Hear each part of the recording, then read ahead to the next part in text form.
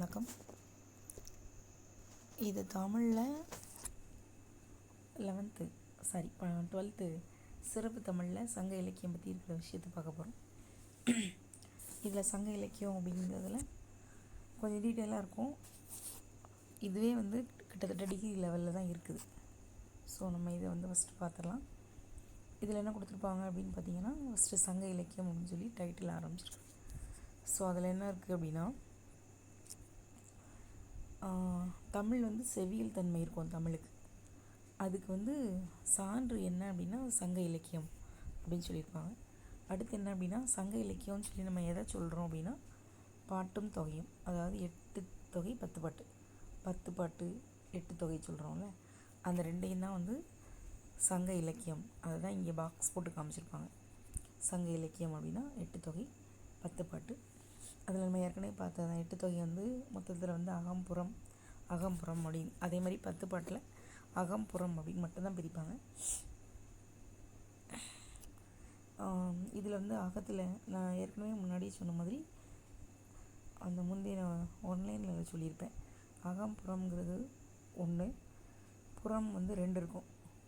பாவரிசையில் 2, அகத்தில் 5. இது 8 தொகை. அதே மாதிரி 10 பாட்டில் அகத்தில் 4 பாட்டு இருக்கும், 4 இருக்கும். புறத்தில்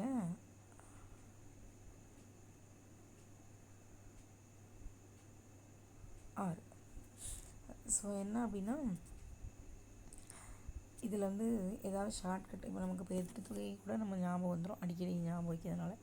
டிஎன்பிஎஸ்சி படிச்சிருந்தோன்னா 8 தொகை 10 பாட்டு ஞாபகம் இருக்கும்.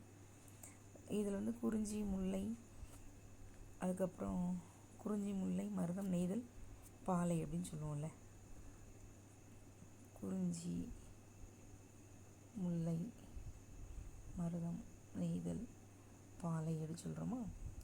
இந்த 5 திணைகளில் குறிஞ்சி இருக்கும், முல்லை இருக்கும், பாலை இருக்கும், நெய்தலுக்கு பதிலாக நெடுநல் இருக்கும். இது மட்டும் இருக்காது. இந்த 4 தான் நமக்கு அகத்திணையில் வரும். 10 பாட்டில் 5 திணைகள் ஞாபகம் இருந்ததுன்னா ஞாபகம் வச்சுக்கலாம். 5 திணையில் மருத திணை மட்டும் கிடையாது. மீதி இருக்க 4 ஞாபகம் வச்சுட்டோன்னா இந்த அகநூலில் எத்தனைன்னு தெரியும். அடுத்த தொகை அப்படிங்கிறது என்ன அப்படின்னா, தொகை அப்படிங்கிறது நிறைய பேர் பாடியிருப்பாங்க, இது தொகுத்துருப்பாங்க, அதனால் இது தொகைன்னு பேர். பாட்டு அப்படின்னா ஒரு புலவர் பாடியிருப்பார், அது பாட்டு. அதனால தான் அதுதான் இந்த 2 தான் 10 பாட்டுக்கும் 8 தொகைக்கும் உள்ள வித்தியாசம்.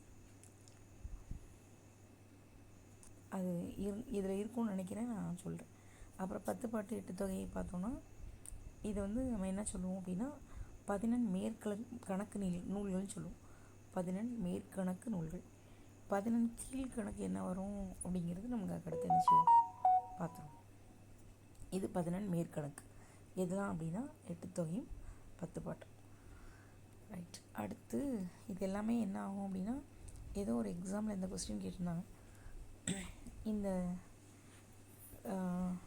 தமிழ் மக்களோட அக மற்றும் புற வாழ்வியல் கூறுகளை அறிய உதவுவது எது அப்படின்னு. அப்போ என்ன அப்படின்னா, என்னதான் சங்க இலக்கியம் ஆப்ஷனில் சங்க இலக்கியம் இருந்தால் அதை போடணும். 10 பாட்டு 8 தொகைன்னு இருந்ததுன்னா அது போடணும். 14 மேற்கணக்கு நூல்கள் அப்படின்னு இருந்தால் போடணும். ஸோ அதில் ஆப்ஷன் என்ன இருக்குது அப்படின்னு பார்த்து போடணும். இந்த 3மே இந்த கேள்விக்கு ஆன்சர். அடுத்தது சங்க பாடல்களோட எண்ணிக்கை எவ்வளோன்னு கேட்டிருப்பாங்க. சங்க பாடல்களின் எண்ணிக்கை இது 2, 3, 8, 1. இது எப்படி ஞாபகம் வைக்கணும் அப்படின்னா, சங்க பாடல் அப்படின்னாலே நமக்கு எப்போ ஞாபகம் வரும், ஃபஸ்ட்லே ஆரம்பத்துலேருந்தே இருக்குதா, அப்போ 1, 2, 3. சரியா. அப்புறம் இந்த 2, 3 எடுத்துனா 2 கியூப் 8. இந்த 1 தூக்கிட்டு பின்னாடி போட்டுறோம், அவ்வளோதான். இது நான் படித்த ஷார்ட்கட் அப்படி சொல்கிறேன். நீங்கள் வேறு ஏதாவது ஷார்ட்கட் வைக்கணும்னா வச்சுக்கோங்க.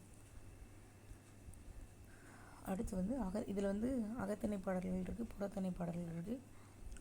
அகத்திணை எத்தனை அப்படின்னா 18, 62. இது எப்படி ஞாபகம் வச்சுக்கலாம் அப்படின்னா, 18 வயசில் அப்படின்னா ரொம்ப என்ன இருக்கும், அகம் இருக்கும் அப்படின்னு சொல்லுவோம்ல. 18 வயசுலேருந்து 62 வயசு வரைக்கும் கொஞ்சம் அகம் பிடிச்சவங்களாக தான் இருப்போம். 62க்கு அப்புறம் என்ன செஞ்சிடும், அப்படியே கொஞ்சம் கொஞ்சமாக டவுன் ஆயிரும் அப்படின்னு ஞாபகம் வச்சுக்கலாம். 18 to 62 அப்படி இல்லை வேறு ஏதாவது ஷார்ட்கட் நீங்கள் வச்சுக்கோங்க. அடுத்து வந்து புறத்திணை பாடல்கள் வந்து மீதி இருக்கிறது. அப்போ மீதி எவ்வளோ வரும்னா 519. இதுவுமே எப்படி ஞாபகம் வச்சுருக்கேன்னா, நான் எப்படி ஞாபகம் வச்சுருக்கேன்னா 5 வயசுலேருந்து 19 வயசு வரைக்கும் 5 to 19. 5 வயசில் ஓரளவுக்கு விவரம் தெரிய ஆரம்பிச்சிடும். 19 வயசு அந்த டீனேஜ் முடிகிற ஸ்டேஜ். அப்போ வரைக்கும் என்ன இருக்கும்னா கொஞ்சம் வீரமாக இருப்பாங்களா. பசங்களாம் எடுத்துட்டோன்னா எனக்கு கொஞ்சம் வீரமாக இருப்பாங்க. அதுக்கு முன்னாடி ரொம்ப பயப்படுவாங்க. ஸோ புறம் அப்படின்னாலே வீரம் தானே, போர் அந்த மாதிரி. ஸோ 519. அடுத்து இதில் வந்து சங்க புலவர்களோட எண்ணிக்கை எத்தனை அப்படின்னா 473 புலவர்கள். சங்க காலத்தில் இருக்க புலவர்கள் வந்து 473.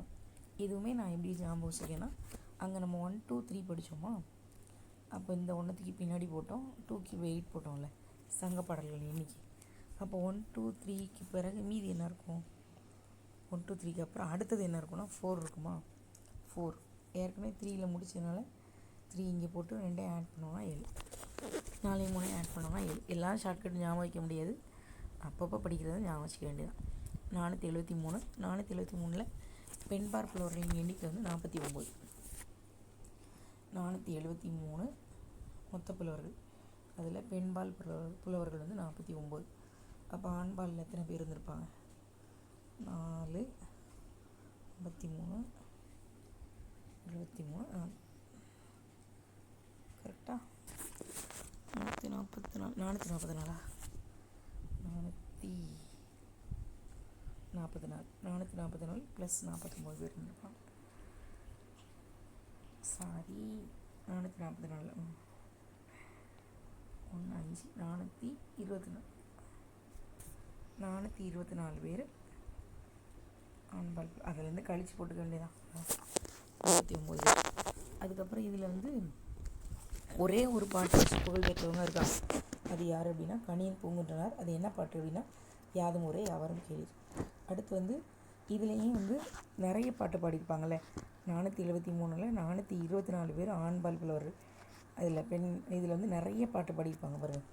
ஆண்பால் பெண்பால்லாம் கிடையாது, நிறைய பாடி ஃபஸ்ட்டு வந்து இடம் பிடிச்சிருக்கிறது வந்து கபிலர் தான் நிறைய பாட்டு 235. இதுவும் அதே தான். 1 2 3ல் 1 விட்டுறணும், 2 3 போட்டணும், 2 3 போட்டோம்னா 5. முதலிடம்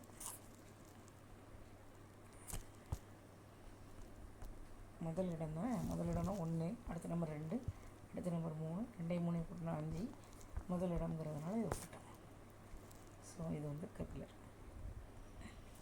அடுத்து வந்து அரசர், வணிகர், இவங்க மாதிரி நிறைய பேர் வந்து புலவர்கள்னால் இவங்க மட்டும்தான், இப்படி இருந்தவங்க மட்டும்தான் கஷ்டப்பட்டவங்க அப்படிலாம் கிடையாது. அரசர்கள் புலவர்களாக இருந்திருக்காங்க, வியாபாரம் பண்ணவங்க, மருத்துவர்கள், கணியர், இந்த மாதிரி நிறைய பேர் வந்து ஒவ்வொருத்தரும் சமுதாயத்தில் வந்து ஒவ்வொரு தொழில் பண்ணவங்களும் நல்லிசை புலவராக இருந்திருக்காங்க.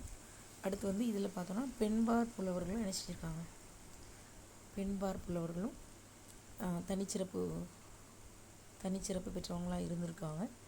இவங்களுக்கு இயற்பெயர் இருந்தால் கூட வேறு வந்து இவங்களுக்கு சிலவங்களுக்கு என்ன செய்யும் அப்படின்னா அந்த அவங்க பாடின பாட்டை வச்சு அவங்களுக்கு பேர் வந்து ரொம்ப புகழ்பெற்ற பேர்கள்லாம் இருக்கும். அடுத்து சங்க இலக்கியம்னா என்னென்னு இதில் போட்டிருப்பாங்க. இது ஓகே, நான் வந்து இது சொல்லிட்டேன், இது நமக்கு தெரியும். இதில் குறிஞ்சிப்பட்டு, முல்லைப்பட்டு, பட்டினப்பாலை, நெடுநல் வாடை சொன்ன போக மீதி எல்லாமே வந்து புறநூல் நம்ம பார்த்தோன்னா எப்படி பண்ணிக்கலாம் அப்படின்னா ஆற்றுப்படையாக இருக்கும். படைன்னு இருக்கும். ஒரு நூல் மட்டும் மதுரை காஞ்சின்னு இருக்கும். புறநூல் எல்லாமே திருமுருகாற்றுப்படை, புறநூறாற்றுப்படை, சிறுபானாற்றுப்படை, பெரும்பானாற்றுப்படை, கூத்தராற்றுப்படை அப்படின்னு இருக்கும். ஒன்று மட்டும் மதுரை காஞ்சி. இதில் கூத்தராற்றுப்படை வந்து மலைப்படுகடாம்னு சொல்லுவோம். இது எப்படி நான் ஞாபகம் வச்சுருந்தேன்னா, கூத்து பண்ணுறவங்க என்ன செய்வாங்கன்னா திடீர்னு மலை மாதிரி இருப்பாங்க, திடீர்னு படுத்துக்கிடுவாங்க, அந்த மாதிரி படுத்துக்குவாங்க, மலை மாதிரி இருப்பாங்க, ஆக்ட் பண்ணுவாங்கள்ல, அப்படி ஞாபகம் வச்சுக்கோங்க. மீதி வந்து